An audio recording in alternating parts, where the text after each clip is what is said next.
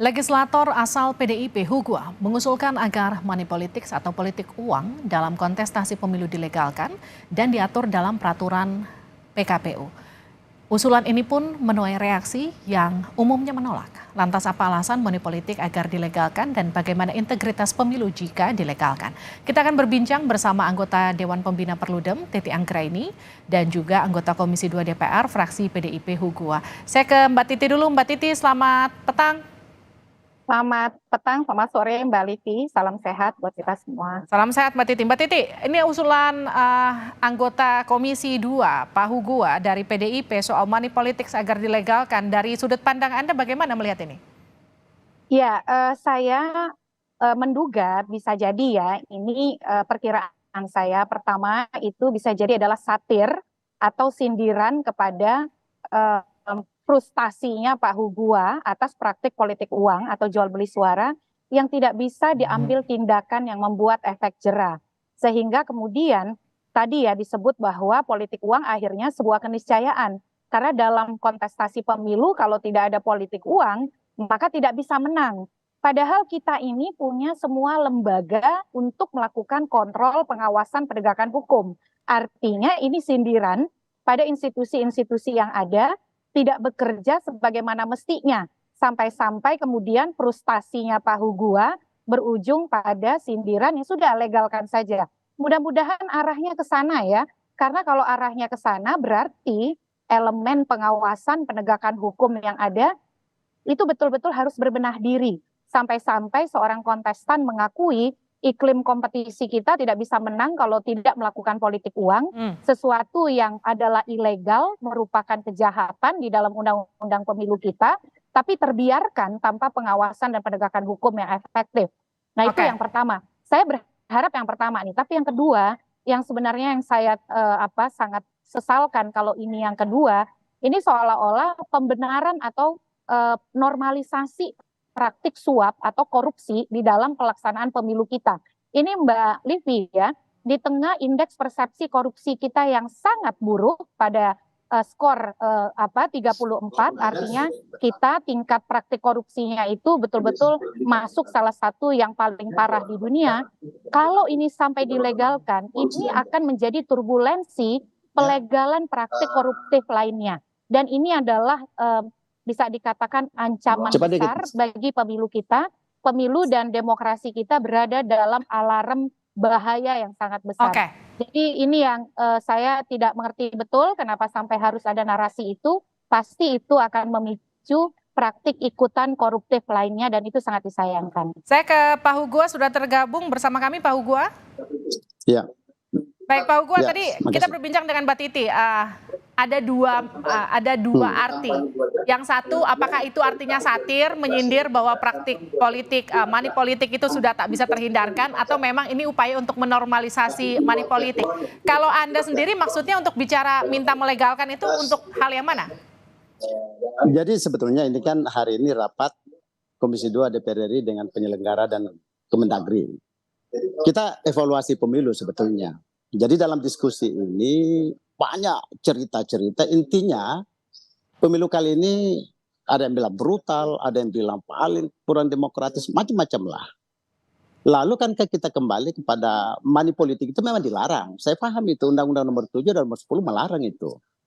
Tetapi ada PKPU yang mengatur tentang kos politik atau dana kampanye. Ya, itu kira-kira. Di situ diatur. Tidakkah? Karena hampir semua, kalau kita lihat di pemilu kemarin, mulai dari kampanye kan orang sudah memberikan duit. Pada hari hanya juga memberikan duit, jor-joran kan itu didiskusikan di dalam Komisi 2 tadi, dalam rapat Komisi 2 tadi. Karena ini evaluasi, karena diskusi ini masih bebas bukan kesimpulan, maka saya usulkan kenapa tidak istilah kos politik. Jangan terjebak di money politik ya. Jangan terjebak di politik uang karena itu pasalnya melarang. Dan saya juga setuju, itu haram hukumnya. Akan tetapi PKPU ini kan turunan daripada undang-undang dengan istilah kos politik atau dana kampanye. Tidakkah kita legalkan ini barang? Sehingga bisa kita laporkan menjadi kegiatan yang bisa dilegalkan di dalam praktek pemilu kita. Karena kalau kita larang juga terus pelaksanaan secara masif, lalu bagaimana penyelesaiannya? Jadi sebetulnya diskusi bebas yang tidak masuk dalam kesimpulan tentu. Begitu kira-kira. Tapi kan Pak Hugo itu cuma beda istilah saja, praktiknya akan sama di lapangan. Ya kan kenyataannya begitu, Mbak. Pertanyaannya apakah kita tutup mata dengan ini? Artinya apa? Kalau kita di PKPU ini turunannya kita cari jalannya sehingga ini bisa legal, bagian daripada kos politik yang di dalam PKPU nomor berapa itu? Dalam PKPU nomor 18 tahun 2023 kan mengatur tentang dana kampanye yang dilaporkan secara resmi diketahui oleh akuntan publik. Jadi daripada kita kucing-kucingan terus, mendingan barang ini kita legalkan dalam tanda kutip ya. Bukan saya katakan politik uang, karena di undang-undang menyebut politik uang. Ya. Yang saya maksud itu sebetulnya ya istilah apa saja kan, money politik itu kan tidak ada dalam undang-undang. Yang ada di undang-undang istilahnya aja lah yang dibedain ya, prakteknya kurang lebih sama. Saya ke Mbak Titi. Politik, kos politik ini kan bahasa Inggris. Oke. Yang bisa dilegalkan itu yang saya maksud yang diatur di dalam PKPU. Gimana tuh Mbak Titi? Ya, jadi Mbak Livi, di dalam peraturan KPU nomor 15 tahun 2023, itu saja untuk ongkos politik itu limitnya sangat besar. Dia jadi peserta pemilu caleg itu boleh membagikan bahan kampanye. Bahan kampanye itu boleh berupa kaos, topi, mug, atau pernak-pernik yang sifatnya memorabilia ya. Dan itu wajar di banyak negara juga seperti itu. Tapi memang di peraturan KPU kita limitnya itu sangat besar, Rp100.000. Itu saja sudah menjadi kritik. Jadi saya kira karena bagian dari dialog kita ini adalah edukasi politik, saya ingin lebih menempatkan pendapat Pak Hugua itu bukan normalisasi jual beli suara atau vote buying, tetapi lebih kepada teguran terhadap bagaimana institusi pengawasan dan penegakan hukum kita itu tidak berdaya di tengah politik transaksional yang berlangsung selama ini. Mestinya yang harus dilakukan adalah bagaimana Komisi 2 DPR itu mengevaluasi sungguh-sungguh. Kenapa itu tidak bisa ditegakkan? Padahal kita ini kurang apa? Kita ada pengawas, ada sentra gakumdu, ada polisi, ada jaksa. Tetapi kemudian politik kita sangat mahal, sangat transaksional. Orang kalau mau jadi anggota DPR, DPRD, DPR itu puluhan miliar katanya. Ini praktik demokrasi yang tidak sehat. Jadi saya ingin memaknai bahwa bukan melegalkan ongkos politik yang tinggi ya. Karena ongkos politik itu jelas. Justru ongkos politik itu harus dibuat normal. 100.000 Pak Hugua menurut saya terlalu tinggi. Nah di lapangan itu banyak sekali akal-akalan yang membuat penegakan hukum itu tidak efektif. Nah, kita atur pun kalau penegakan hukumnya tidak efektif, nanti minta limitnya tambah tinggi, tiba-tiba 1 juta nih. Kalau 1 juta itu sudah pasti suap ya, tidak lagi ongkos politik begitu Mbak Livi. Mbak Titi, tapi gini, ada istilah bahkan kalau nggak ngasih amplop nggak dipilih. Jadi dianggap kalau tadi bahasa Mbak Titi, normalisasi di tengah masyarakat. Jadi nomor piro, wani piro. Jadi artinya kan sebenarnya gini, pendidikan dan juga sosialisasi politiknya ke masyarakatkah yang memang kurang? Atau memang ini adalah praktik yang sudah lazim bertahun-tahun, tapi memang kita tidak cukup punya ruang untuk mengamini ini gitu. Seperti yang tadi Pak Hugua katakan.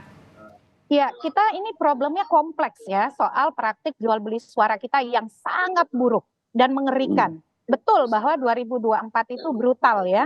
Dan ini dikarenakan juga karena perhatian pemilih kita tidak di pemilu legislatif. Pemilih kita itu terlalu terpukau, terfokus, terkonsentrasi di pemilu presiden. Akhirnya ini juga memicu jalan pintas pragmatis para caleg melakukan politik uang, ditambah lagi pengawasan dan penegakan hukumnya lemah. Menurut saya perbaikannya itu harus menyeluruh. Dari mulai fungsionalisasi partai politik di dalam melakukan pendidikan politik secara berkesinambungan. Yang kedua dari perangkat hukumnya, dari regulasinya juga harus dibenahi. Yang ketiga itu memang dari sisi pengawasan dan penegakan hukum. Kenapa sih ya kita itu selalu terjadi keterputusan antara norma dan penegakan norma.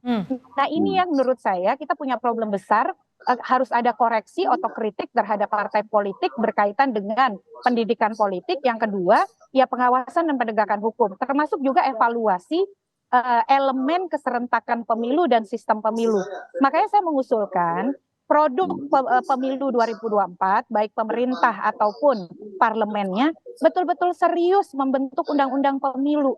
Jangan lagi berikan celah kosong termasuk rekrutmen pengawas dan KPU-nya, KPU Bawaslu-nya, jangan lagi lah dititipi anasir-anasir politik.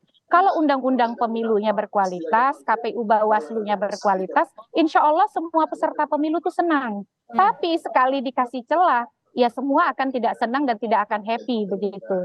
Nah itu yang sebenarnya menjadi evaluasi yang harus dilakukan oleh parlemen hasil pemilu 2024. Jadi saya ingin menempatkan pendapat Pak Hugua ini mungkin frustasinya seorang caleg ya di tengah proses pemilu kita yang sangat mahal, transaksional dan kotor kira-kira begitu. Pak Hugua, gimana tuh Pak Hugua? Iya, saya kira saya dan Mbak Titi ini kan di Komisi 2 sering ketemu, aktivis LSM sama-sama. Saya sebelum anggota DPR kan aktivis LSM juga. Saya memang menyadari itu bahwa betapa barang ini kita larang terus, tapi kenyataannya memang di hadapan mata dan tidak berdaya siapapun. Jadi sebetulnya kita cari satu terobosan.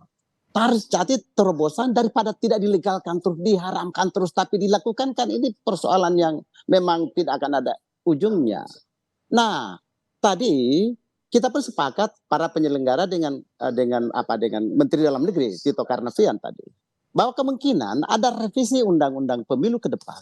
Bahkan saya termasuk yang mengusulkan juga kenapa kita tidak kembali kepada pola di mana supremasi partai politik dikembalikan 100%. Pemilihan itu mungkin saja lebih murah dan lebih kepada pemilu gagasan, pemilu berbudaya, pemilu yang penuh dengan tujuan kesejahteraan rakyat sebagai tujuan kita pemilu dan pilkada ini, kembalikan kepada tanda gambar partai politik yang menentukan kembali supaya murah. Kalau itu maka lepas dari jor-joran yang seperti Mbak Titi tadi ngomong. Jadi kita sebetulnya lagi mencari format. Jadi istilah money politik dilegalkan itu saya juga mengatakan bahwa itu haram. Cuma kan sebuah situasi yang memang kita haramkan tapi dilaksanakan di hadapan mata kita. Inilah kira-kira yang berkembang sehingga Mbak Titi kita pun sepakat dan pasti kita ketemu di Komisi 2 terus untuk kita kembalikan ini.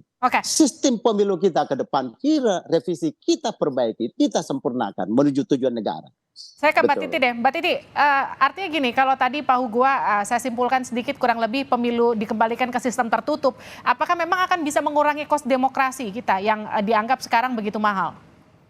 Ya, memang sistem pemilu kita harus dievaluasi Mbak Livia ya. Tetapi dalam mengevaluasi sistem pemilu itu harus holistik. Jangan sistemnya diubah tapi perangkat-perangkatnya itu tidak mengikuti.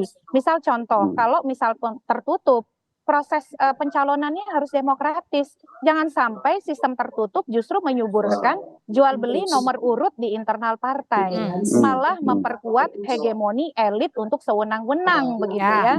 Nah, sekarang yang sistem terbuka saja Pak Hugua, calon yang dapat suara terbanyak saja bisa dibajak oleh calon yang disukai elit, dipaksa mengundurkan diri begitu. Nah, saya setuju ya evaluasi soal sistem pemilu, tetapi sebelum kita memutuskan sistem yang mana, mari kita tempatkan segala sesuatunya secara menyeluruh. Karena pilihan sistem itu Mbak Livi bukan hanya tertutup terbuka, ada sistem campuran atau MMP, ada sistem paralel. Nah, mari kita sesuaikan dengan visi besar pemerintahan kita, karena tujuannya itu satu, memperkuat integralitas politik.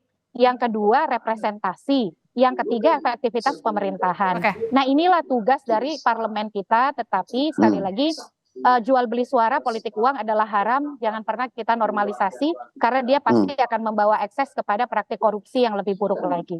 Terima kasih sudah bergabung di Sapa Indonesia Malam Pak Hugua. Terima kasih juga Mbak Titi Anggraini sudah bergabung bersama kami. Terima kasih.